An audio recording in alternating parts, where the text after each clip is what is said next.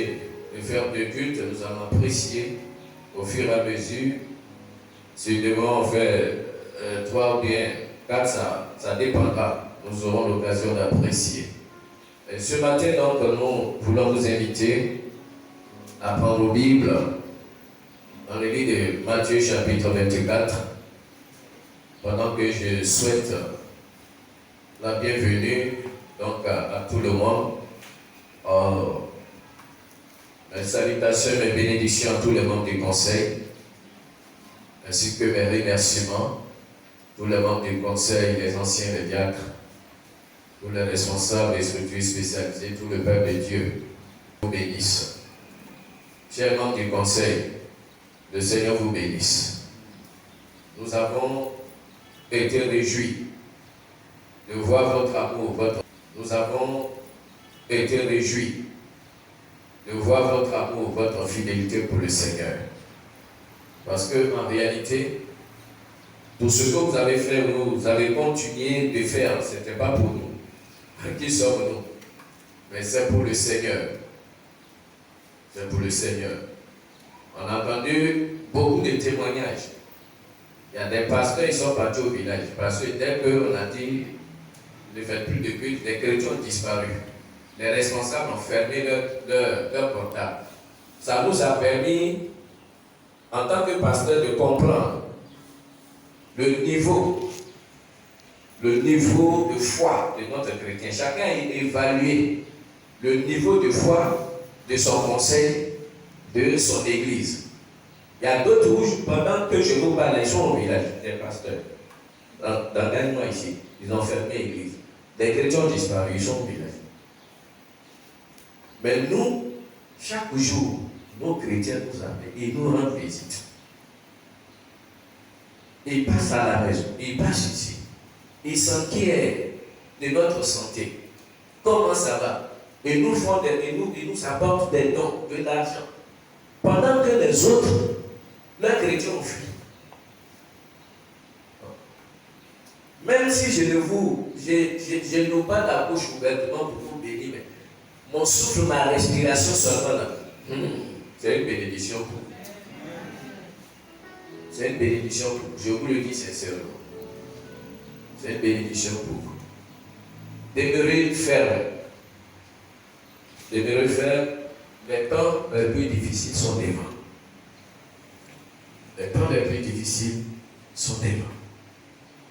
Mais nous voulons rester fermes. Parce qu'assurément la parole de notre Dieu s'accomplira. Je veux vous inviter donc à prendre vos Bibles dans le livre de Matthieu, chapitre 24. Nous voulons dire qu'on a toujours continué à apporter nos exhortations au Père de Dieu. Nous ne sommes pas arrêtés. On avait voulu faire comme tout le monde en passant par le net, YouTube et tout cela, mais le Saint-Esprit ne m'a pas trop encouragé. Voilà, je n'ai pas trop senti la chose.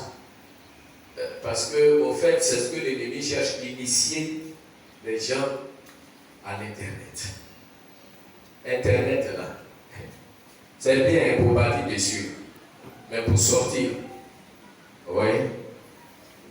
Parce que quand tu as fini de voir le message de ton pasteur, là, il n'est pas le seul là. Il y a d'autres messages. Et puis, à côté de ces messages, il y a autre chose. Attends, on appelle ça la toile.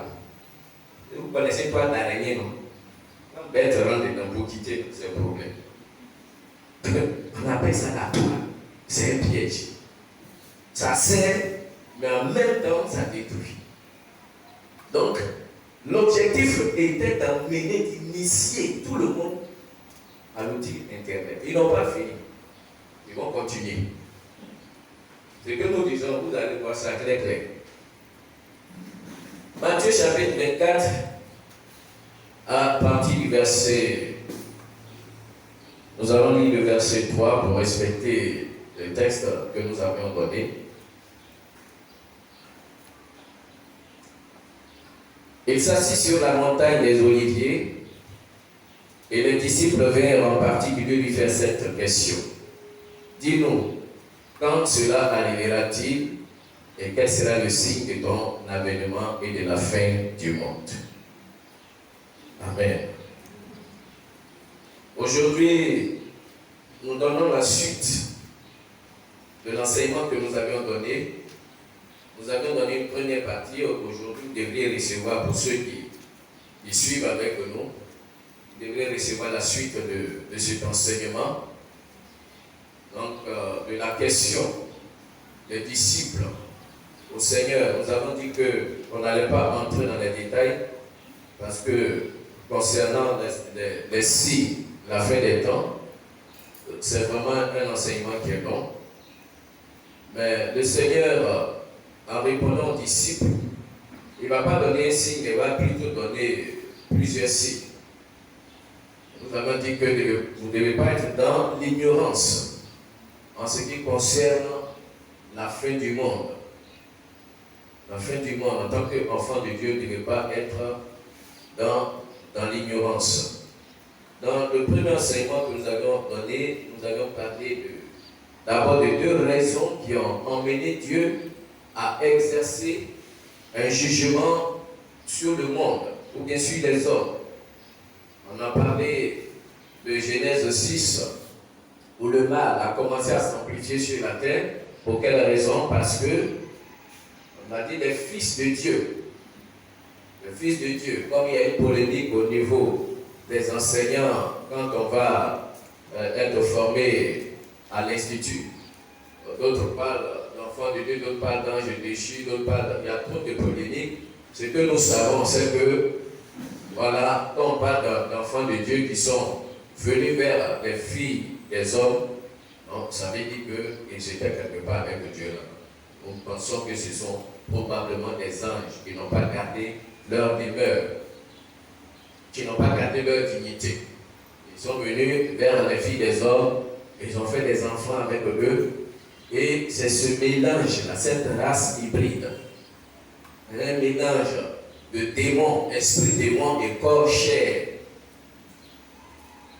qui a commencé à propager le mal sur la terre, a commencé même à séduire l'homme, à l'amener à se détourner de son Dieu pour faire ce qui est mal. Bien-aimé, je voudrais te dire, il ne faudrait pas être séduit par le mal autour de toi, parce que tu ne sais pas qui il est. Et ces êtres-là sont supérieurs aux hommes. Ce sont des êtres dotés d'une capacité surnaturelle. Et la Bible mentionne, quand vous lisez dans Genèse 6, que ce sont ces hommes-là, ces gens qui étaient des héros dans l'Antiquité. C'est-à-dire qu'ils faisaient des exploits, des choses extraordinaires qu'un homme normal ne peut pas faire. Le déluge est venu, Dieu était obligé d'envoyer le déluge pour détruire ces êtres avec ces hommes. Il y a eu Noé et sa famille qui ont été sauvés. Mais est-ce que ces êtres-là ont été détruits? Je ne sais pas si l'eau peut détruire les mondes. Donc comprenez que le mal, aujourd'hui encore, l'homme est attiré par le mal. On voit des gens qui font de ces choses-là. Tu te demandes même s'il est né d'un père et d'une mère. Parce qu'il fait, puis il prend plaisir à cela. La souffrance de l'autre. Malheureusement, ils ont réussi à initier des gens dedans. Parce que les gens ne comprennent pas que ce n'est pas tout ce qu'ils voient là qui est vraiment l'homme. Je sais que beaucoup ont entendu des histoires extraordinaires. Des êtres, on a pensé que c'était l'homme, après on s'est rendu compte que ce n'est pas un homme comme nous. Donc, voyez-vous, nous n'avons pas le temps de rentrer dans toutes ces choses, on reviendra là-dessus en d'autres occasions. Mais Dieu a exercé son jugement pour détruire le monde alors par le déluge et aussi Sodome et Gomorrhe à cause de leur pratique sexuelle contre nature. Et donc, ce matin, nous voulons continuer la suite de notre message en disant que, mais pourquoi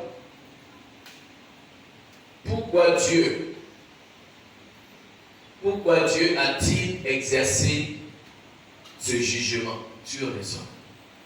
Nous connaissons tous la réponse parce que tout simplement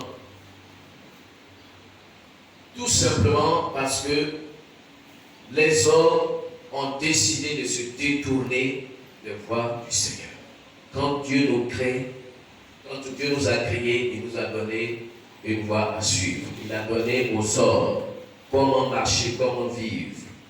Et chaque fois que l'homme se détournera, ou chaque fois que l'homme s'est détourné de la voie du Seigneur, alors le jugement de Dieu se manifeste. Donc nous avons parlé de deux raisons qui entraînaient donc le jugement de Dieu sur les hommes dans l'Ancien Testament. Mais dans le Nouveau Testament, Dieu nous avertit plutôt des signes qui vont précéder son jugement. Ça, c'est la suite de ce dont nous avons parlé le dimanche passé. Dans le Nouveau Testament, Dieu nous donne plutôt les signes.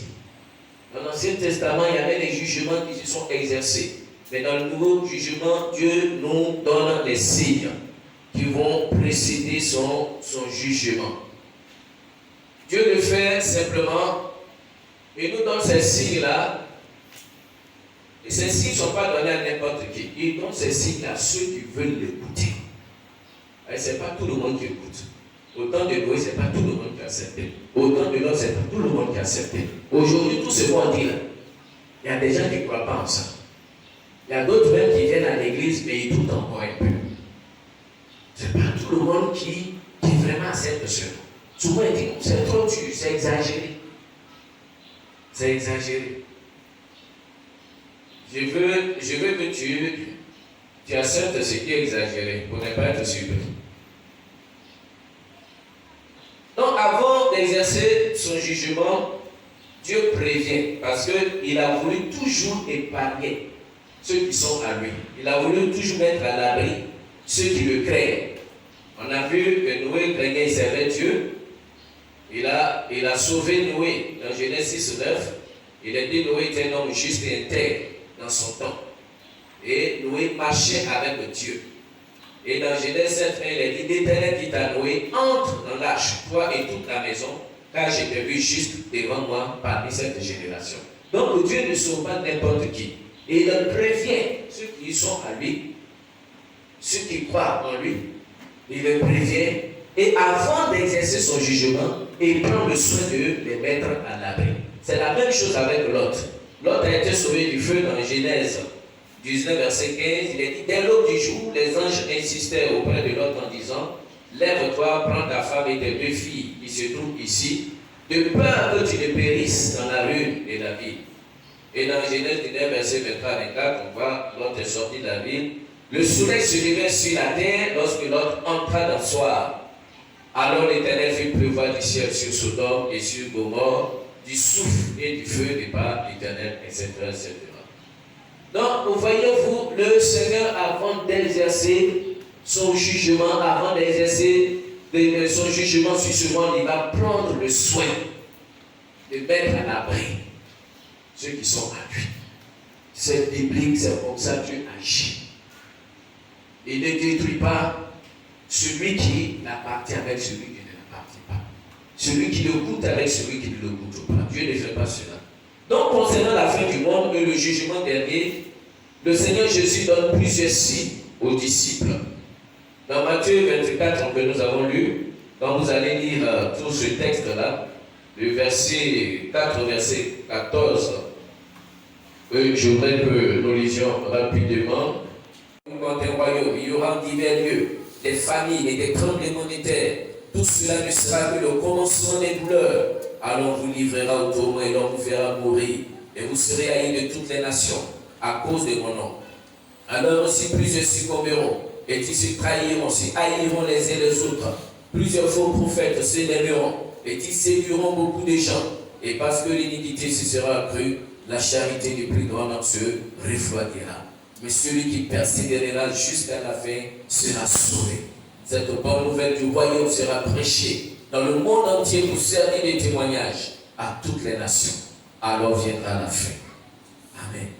Donc nous voyons dans ce texte que nous venons de lire, en parlant des signes qui vont précéder la fin du monde, Jésus n'a pas donné ici aux disciples, mais plusieurs signes. Et parmi ces signes, il a parlé de la séduction spirituelle, des guerres, des famines, des tremblements de terre, la persécution, la haine entre les chrétiens. On a vu dans cette période-là, cette petite période-là, on a vu des gens, parce que eux, ils n'avaient pas la possibilité de prier, que leur frère à côté priait, ils se cachaient pour prier, ils ont appelé. Ils ont appelé pour dire, ah, il y a un groupe qui prie, des chrétiens. Oui. Moi, mon pasteur qui a été arrêté à Sérieux, c'est pas des païens qui l'ont livré, c'est chrétien qui l'a livré. Oui. Il y a un pasteur, ils sont venus prendre des pays, ils disent, mais je ne suis pas le seul. Il y a un là-bas qui est là-bas. Et il prie aussi. Et ils sont allés, et puis ils ont attrapé. Ils faisaient ce qu'ils ont attrapé aussi. Non, attendez, il y aura des gens, quand ça a chauffé, moi, je connais chez pasteur. Je sais même où il est parti se cacher là, je connais. S'il n'est pas là, je connais chez les anciens, peut-être qu'il est là-bas. Vous riez. Mais on va voir ça ici. Ça va un peu. Ça va un peu. Il y a des gens qui ont peur de mourir maintenant. Et ils préfèrent livrer les autres. Comme si ils allaient devenir cailloux sur la terre. Tu as peur de quoi? C'est le moment de prier pour être prêt pour toute occasion. Nous, si on veut te dire, on va te tuer. Il faut prier pour ça. Si tu as commencé à livrer tes frères, tes soeurs, tu es moi dans le film. La peur des enfants. Donc, la séduction spirituelle, les guerres, les familles, les tremblements de terre, la persécution, la haine entre chrétiens, la prolifération des faux prophètes, le mal va gagner du terrain. Beaucoup vont abandonner la foi. Donc, voyez-vous, c'est le signe d'un monde violent ayant tourné le dos à Dieu. Petit moment, là, il y a des gens, d'un Bible même, ça pousse. Dimanche, ce matin, ils se réveillent, ils sont partis au marché, ils sont partis dans leur temps. Non, ils ont fermé l'église. Ils ont fermé l'église, ils ont fermé ta Bible. Ils n'ont pas fermé ta Bible. On n'a pas fermé ta bouche pour dire que tu ne peux plus prier, tu ne peux plus avoir des relations avec Dieu. Ils n'ont pas fermé le ciel. C'est temps qu'ils ont fermé. Et toi-même, tu as fermé tout le reste. Tu as fermé ton cœur à Dieu. Tu as fermé ta bouche. Toi-même, là, tu as fermé le ciel au-dessus de toi. Ce que eux-mêmes, ils n'ont jamais fait. L'enfant de Dieu, il faut te rattraper. Il faut te ressaisir. Donc, c'est ici le monde violent ayant tourné le dos à Dieu. Amen. Et nous voulons lire un autre signe dans le livre de Luc, chapitre 17. Il y en a beaucoup, mais nous allons nous arrêter à ces signes. Luc, chapitre 17, verset 26. Ce qui arriva du temps de Noé arrivera de même au jour du Fils de l'homme. Les hommes mangeaient, buvaient, se mariaient et mariaient leurs enfants, jusqu'au jour où Noé entra dans l'arche. Le demi-chevet et les filles tous périrent. Ce qui arriva du temps de Lot arrivera pareillement. Les hommes mangeaient, buvaient, achetaient, vendaient, plantaient, bâtissaient. Mais le jour où Lot sortit de Sodome, une pluie de feu et de souffle tomba du ciel et les filles tous périrent. Il en sera de même le jour où le Fils de l'homme paraîtra. Amen. Nous voulons nous arrêter là pour dire voici les signes qui vont précéder le jugement de Dieu, la fin du monde. Le Seigneur nous parle ici des préoccupations des hommes. Manger, boire, se marier, acheter, vendre, planter, construire. En tout cas, tout ce qui est matériel, c'est le signe d'un monde porté sur le matériel, aimant le plaisir, le bien matériel plus que Dieu.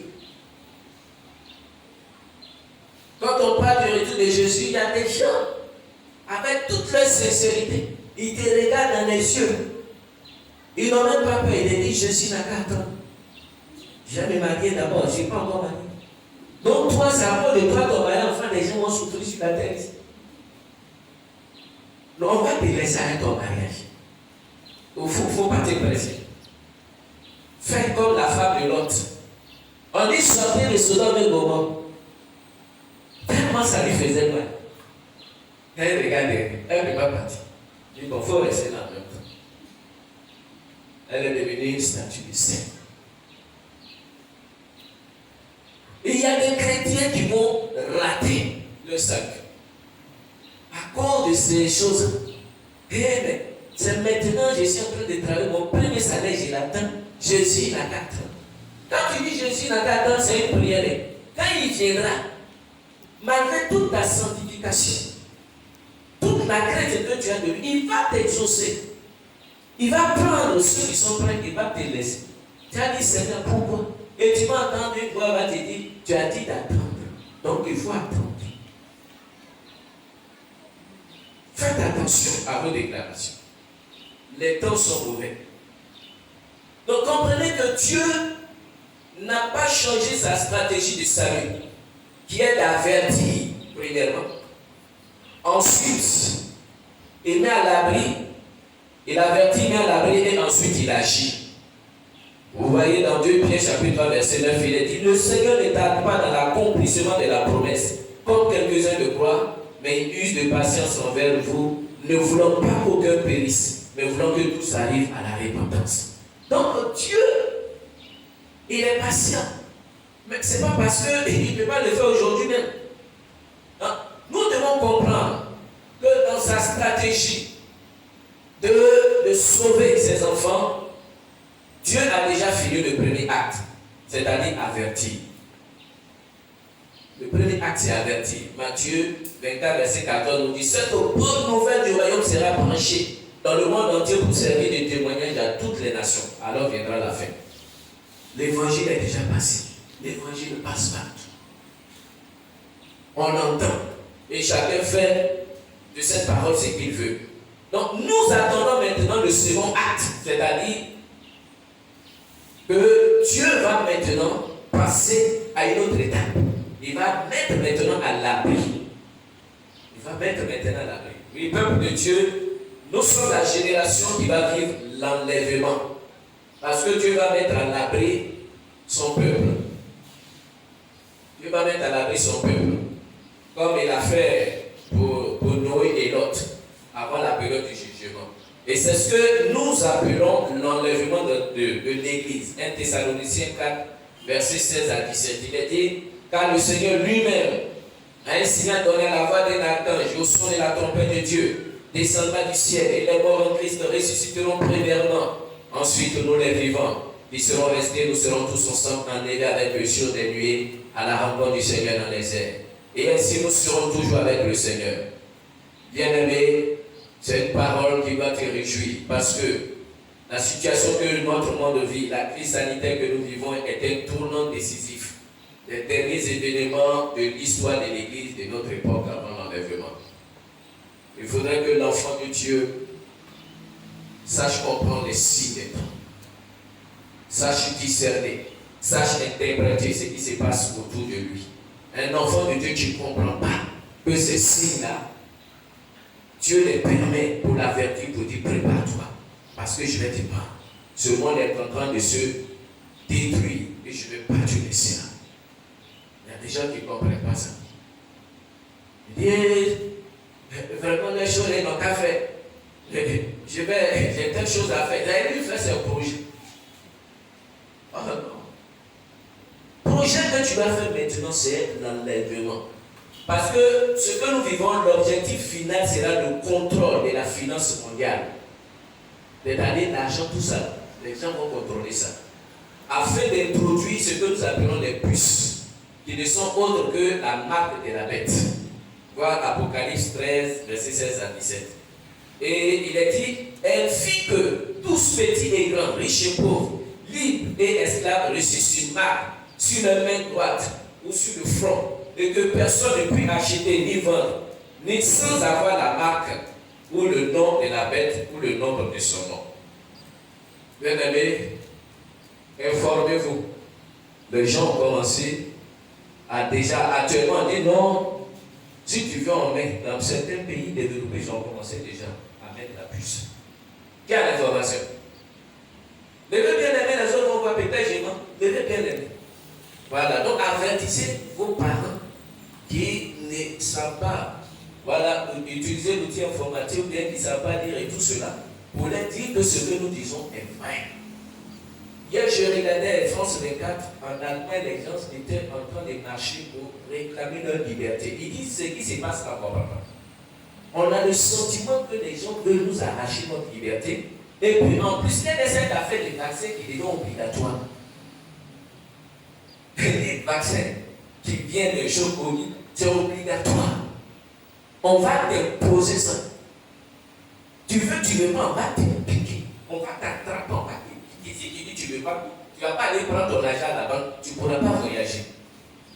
Parce qu'à tous les corridors, ils vont mettre des agents là pour contrôler ton carnet. Or, ce vaccin-là, il va introduire la puce. On ne va pas rentrer dans les détails. Le temps nous manque. Pour vous expliquer ce qui est en train de se passer. Le monde, les agents de Satan sont en train de se positionner pour le contrôle de ce monde. Vous croyez que Dieu va permettre que nous en soient là pour qu'il fasse les choses là? Vous croyez que Dieu va permettre qu'on soit là? Pourquoi on nous attrape comme des animaux pour nous battre, mettre puce sur nous, tout ça? Vous savez ce que c'est que la puce? Une fois que la placer là, tu deviens comme un animal. Partout où tu es, on sait où tu es. Mais pire, on peut te tuer à n'importe quel moment. Il suffit d'écrire, comment ils appellent ça? On peut t'éjecter à partir de cette puce-là. On peut t'envoyer des virus. On peut te tuer, on peut arrêter ton cœur. On n'a pas besoin de venir tirer sur toi. Ils sont assis là-bas. Ils voient ton côte là, ça sort. On dit, lui, on ne peut plus le voir vivre. On dit, bon, aujourd'hui, on tue 3 millions de personnes. On fait la liste. On ne vous dérange pas. La puce vous finit à votre cœur, ça se coupe et puis c'est fini. À partir de cette puce, on peut te contrôler. On dit, va faire telle chose, tu vas le faire. Ce n'est pas un jeu bien aimé. Donc, nous devons être vigilants, n'acceptons pas des puces dans notre corps. C'est la marque de la perdition. Si on doit te tuer, on doit te tuer. Puce, il ne faut pas accepter ça. Le vaccin est fait pour pouvoir mettre la puce. Parce que sans ce vaccin, la puce ne pourra pas marcher. Ça risque de te tuer. Les puces seront obligatoires après l'enlèvement pour le contrôle total de l'humanité par Satan et ses agents. Jésus dit, je viens bientôt. Retiens ce que tu as afin que personne ne prenne ta couronne. Apocalypse 3, verset 11. Que la grâce du Seigneur soit avec vous. Amen. Le Seigneur vous bénisse. Père de Dieu, c'est le moment où on va dire la vérité. On est déjà livré. J'ai dit, celui qui n'est pas d'accord, n'a qu'à faire de ma vie ce qu'il veut. On m'a dit, pourquoi tu as dit? J'ai fini de dire, je dirais, je vous avertis jusqu'au dernier moment où on va dire ne parlez plus. Mais ceux qui sont disposés à nous entendre, on va parler. Si on a l'occasion, on parlera. Parce que c'est en ce moment-là, il ne suffit pas de dire je suis serviteur de Dieu. C'est en ce moment on va voir les serviteurs de Dieu. Dans ceux qui ont manié pasteur, ils n'ont qu'à faire attention. À n'importe quel moment, nous là, voilà, on peut nous faire quelque chose, on est parti. Voilà. Ceux qui ont peur là, vous restez dans votre peur, peut-être vous allez devenir caillou. Mais nous, on vous avertit. On vous avertit, c'est notre devoir. Nous allons baisser la tête, tu vas prier pour cette parole.